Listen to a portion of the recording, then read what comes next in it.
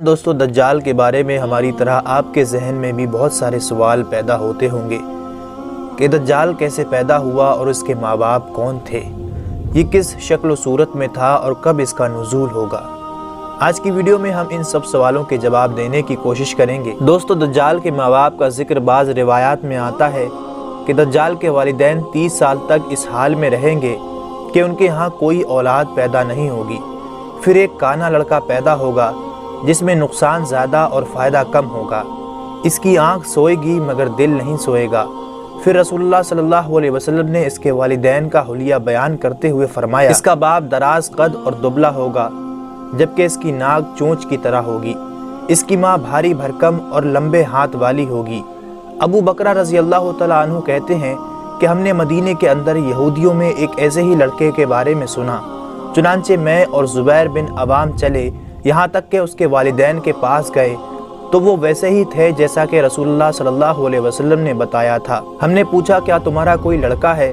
انہوں نے کہا کہ ہمارے یہاں 30 سال تک کوئی لڑکا پیدا نہیں ہوا، پھر ہم سے ایک لڑکا پیدا ہوا جس میں نقصان زیادہ اور فائدہ کم ہے، اس کی آنکھ سوتی ہے مگر اس کا دل نہیں سوتا۔ ہم ان کے پاس سے نکلے تو وہ لڑکا دھوپ میں ایک موٹی چادر پر لیٹا ہوا تھا اور کچھ گنگنا رہا تھا۔ پھر اس نے اپنے سر سے کپڑا ہٹایا اور پوچھا، تم دونوں نے کیا کہا؟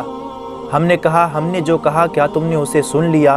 اس نے کہا، ہاں میری آنکھ سوتی ہے مگر دل نہیں سوتا۔ مگر اس طرح کی روایتیں سند کی کمزوری کی وجہ سے پایہ ثبوت تک نہیں پہنچ پاتی۔ دوستو قرب قیامت کی 10 بڑی علامتوں میں سے ایک علامت دجال کا ظہور ہونا ہے، جس کا فتنہ تاریخ انسانی کی ابتدا سے لے کر انتہا تک کے تمام فتنوں سے بڑا اور خطرناک فتنہ ہے، جس کی بڑائی اور شدت کا اندازہ اس بات سے بھی لگایا جا سکتا ہے کہ ہر ایک نبی علیہ السلام نے اپنی امتوں کو دجال کے فتنے سے ڈرایا تھا، مگر حضور اکرم صلی اللہ علیہ وسلم نے اس کے فتنے کو انتہائی وضاحت سے بیان فرمانے کے ساتھ ساتھ بہت سی نشانیاں اور ان سے بچاؤ کے طریقے بھی اپنی امت کو سمجھا دیے تھے۔ مختلف احادیث میں دجال کا جو حلیہ بیان کیا گیا ہے، ان تمام کو سامنے رکھنے سے دجال کا جو حلیہ سامنے آتا ہے وہ یہ ہے کہ دجال ایک نوجوان مرد ہوگا، دراز قد اور ایک آنکھ سے کانا ہوگا۔ کانی آنکھ ایسی ہوگی جیسے پھولا ہوا انگور ہو، جبکہ اس کی ایک آنکھ خون آلود ہوگی۔ اس کا سینہ چوڑا اور ذرا سا اندر کی طرف دھسا ہوگا، اس کی پیشانی چوڑی ہوگی اور دونوں آنکھوں کے درمیان کافر یعنی کافر لکھا ہوگا جسے ہر مسلمان پڑھ سکے گا۔ اس کے بال ایسے گھنگریالے ہوں گے جیسے اس کے بالوں سے سانپ لٹک رہے ہیں، اور جیسا کہ احادیث مبارکہ کے مضامین سے پتہ چلتا ہے کہ اس کے نکلنے سے 3 سال پہلے ہی دنیا میں عام قحط پھیل جائے گا۔ پہلے سال آسمان 1/3 بارش اور زمین 1/3 پیداوار روک لے گی، دوسرے سال آسمان 2/3 بارش اور زمین 2/3 پیداوار، جبکہ تیسرے سال آسمان ساری بارش اور زمین ساری پیداوار روک لے گی، حتیٰ کہ آسمان شیشے کا اور زمین تانبے کی ہو جائے گی۔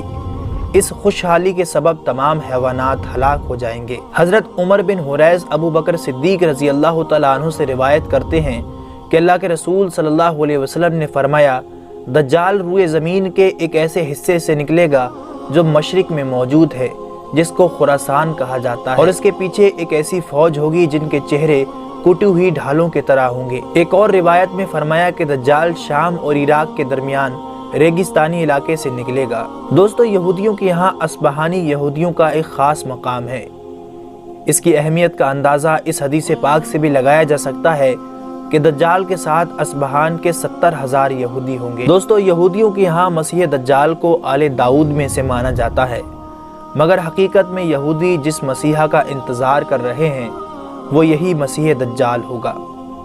امید کرتے ہیں آپ کو ان سوالوں کے جواب مل گئے ہوں گے۔ اگر آپ کو یہ ویڈیو پسند آیا ہو تو اسے لائک اور اپنے تمام دوستوں کو شیئر ضرور کیجیے گا،